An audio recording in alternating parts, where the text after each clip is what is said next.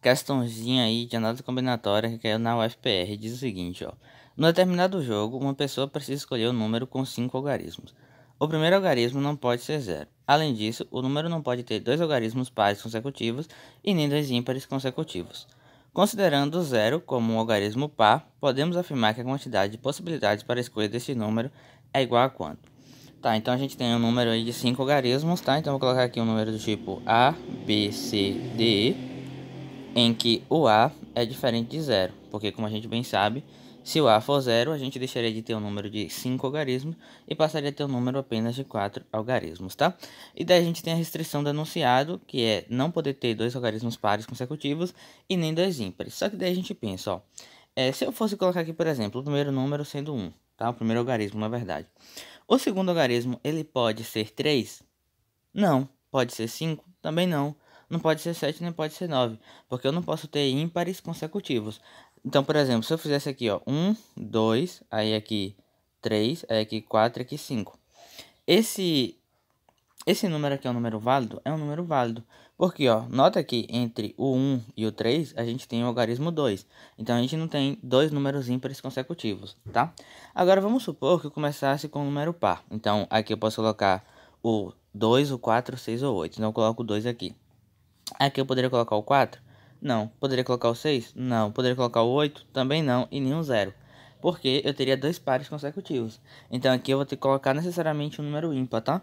Então aqui eu posso colocar o 1, por exemplo. Aí depois eu posso colocar o 4. Agora sim eu posso colocar o 4. Porque entre o 2 e o 4 a gente tem o algarismo 1. Então esses dois números aqui, por mais que estejam um seguido do outro, não necessariamente logo após o outro, né, imediatamente, mas a gente tem um número ímpar entre um e outro. Então, analisando esses dois casos aqui, a gente pode confirmar o seguinte: para que a gente tenha um número de 5 algarismos em que a gente nunca tenha dois números ímpares ou pares consecutivos, a gente vai ter que ficar intercalando entre número ímpar e um número par. Então, a gente tem dois casos, né? Quais são esses casos? A gente tem um caso em que a gente tem o número começando com o número com algarismo ímpar. Aí depois vem o algarismo par, aí depois o ímpar, depois um par e depois o ímpar. Então a gente vai ter que ficar intercalando entre ímpar e par, aí depois par e ímpar, depois ímpar e par e por fim par e ímpar, tá? E o outro caso é o caso em que a gente começa com o número par. Então a gente começa com par, depois a gente tem um ímpar, depois um par, depois um ímpar e termina aqui com um par. Então novamente intercalando, começa com um par, vai para o ímpar, do ímpar vai para um par, de um par vai para um ímpar e de um ímpar termina aqui com um par. Tá? Então esses são os dois casos que a gente vai ter que levar em consideração. Então agora vamos contar cada um desses casos. Então no primeiro caso, eu vou ter que tomar uma, duas, três, quatro, vou ter que tomar 5 decisões, tá? E daí a gente pensa o seguinte, ó.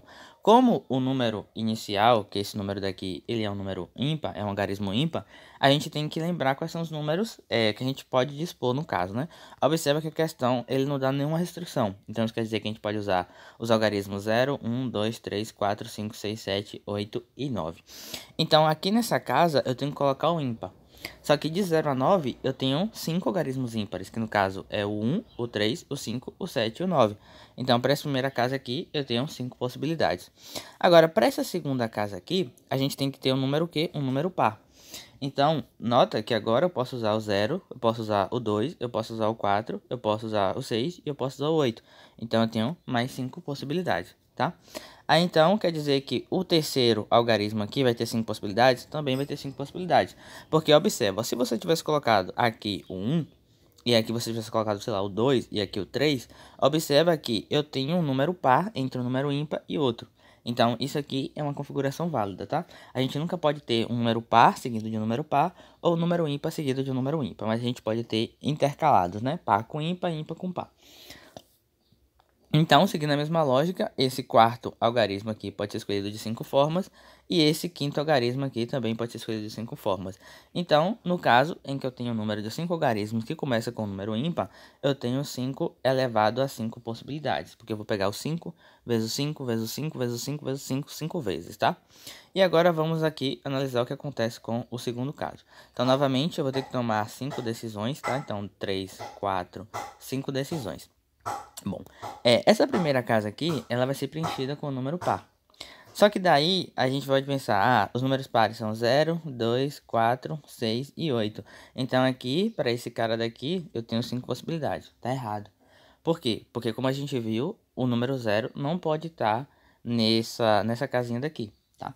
Então aqui a gente tem, na verdade, 4 possibilidades. Porque eu posso colocar, então, o 2, eu posso colocar o 4, o 6 ou o 8.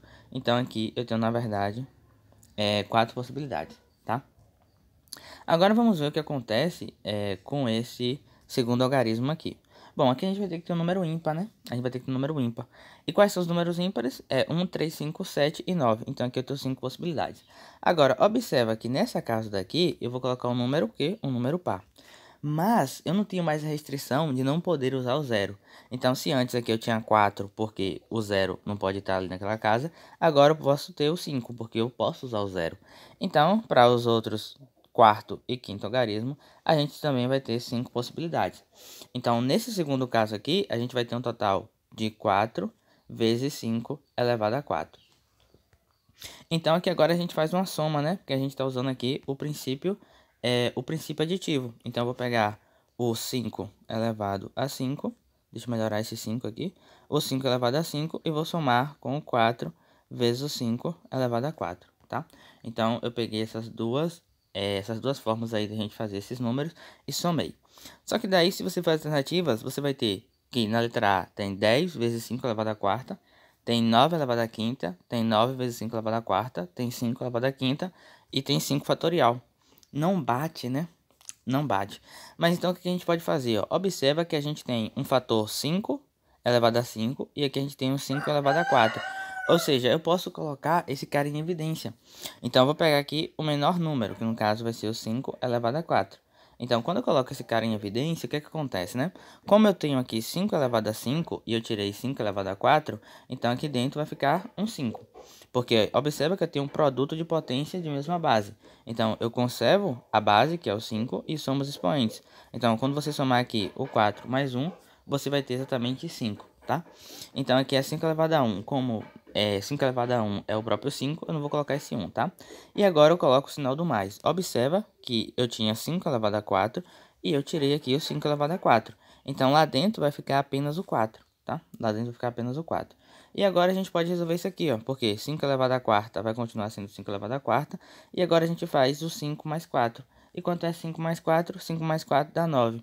Ou seja, a nossa resposta é, então, 9 vezes 5 elevado a quarta, tá? Por convenção, a gente pode alterar a ordem, né? Porque é um produto, então não vai mudar nada. Então, essa aqui é a resposta do nosso problema. 9 vezes 5 elevado a quarta. E daí, se a gente faz alternativas, a gente tem que a resposta correta é, portanto, aí, a letra C de cavalo, tá? Então, essa foi a questão. Espero que tenham gostado, espero que tenham entendido. Dúvidas, deixe nos comentários, tá? E não se esqueça de se inscrever no canal, deixar o like e compartilhar o vídeo com seus amigos.